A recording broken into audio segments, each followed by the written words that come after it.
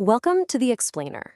Today, we're digging into a pretty provocative book called The Myth of American Idealism by Noam Chomsky and Nathan J. Robinson. And what it does is it takes a hard look at the story America tells about itself and its place in the world. You've heard this idea a million times, right? President Coolidge put it very bluntly here. It's this core belief in the American identity that the U.S. is special, that it acts from a noble place for things like freedom and democracy, not just for its own self-interest. But this book comes along and asks a challenging question. What if that's not really the whole story? What if, when you actually look past all the speeches and just look at the historical record, a totally different picture starts to emerge? So, to really get what this book is arguing against, let's first lay out the official story. You know, the one it's trying to deconstruct.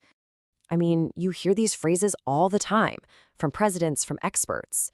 The narrative is always consistent. America is this exceptional force for good in the world. It's a nation that doesn't act for its own gain, but to push forward these big universal values. Well, Chomsky and Robinson basically say, hold on a minute. They argue this is a really comforting illusion, a self-serving myth. They claim that U.S. policy isn't actually driven by idealism at all, but by something the economist Adam Smith called the vile maxim of the masters of mankind, which is basically all for ourselves and nothing for other people.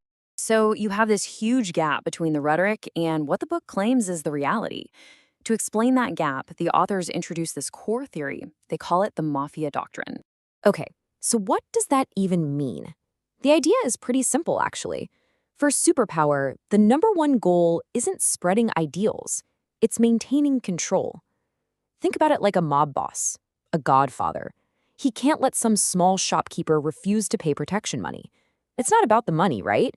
It's about sending a message to everyone else that defiance, no matter how small, will not be tolerated. And this contrast is really the heart of the book's argument. It argues that behind all these noble-sounding goals are these very pragmatic, power-based objectives. The real aim isn't necessarily to help other nations, but to make sure they don't step out of line. And look, the authors say this isn't just some theory they cooked up. They point to internal documents. For instance, back in 1948, the top U.S. planner, George Kennan, privately said that the U.S. should just drop all the talk about idealistic slogans and deal in straight power concepts. Okay, so that's the theory. But how does this mafia doctrine, this Godfather's logic, actually play out in the real world? The book points to several key examples from history to make its case. So here's the core claim. The biggest threat to a superpower isn't another military. It's a small country that successfully goes its own way. The authors call it the rotten apple theory. The fear is that if one country, one apple, creates a successful, independent model, it could inspire others, and the whole barrel, the whole system of control could start to unravel. So let's look at Chile in 1973. You had a democratically elected socialist government under Salvador Allende. It was overthrown with U.S. backing. So why? The book argues the problem wasn't that Chile was some military threat. It's that its success as a different kind of model could have a precedent value for other nations in the region. And the book argues you see the exact same logic at play in Guatemala in 1954. Another democratically elected government toppled in a CIA-backed coup. The reason? Well, according to a State Department official at the time, its popular land reforms were a powerful propaganda weapon that threatened stability because they appealed to poor people in neighboring countries. And then you have Cuba.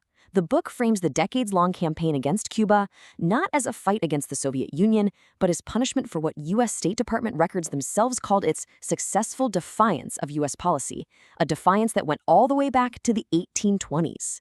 This quote here from Henry Kissinger about Chile, it really just captures the entire essence of the book's argument.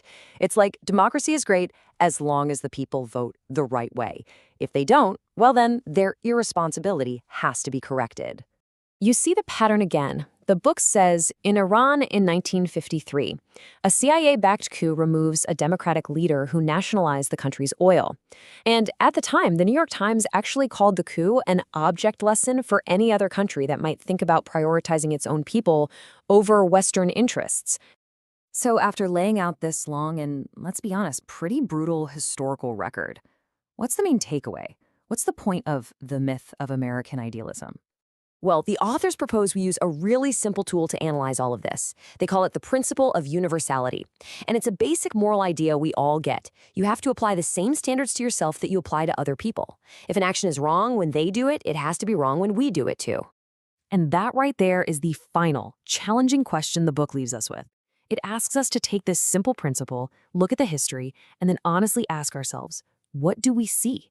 And what does what we see say about the story we've been telling ourselves all this time?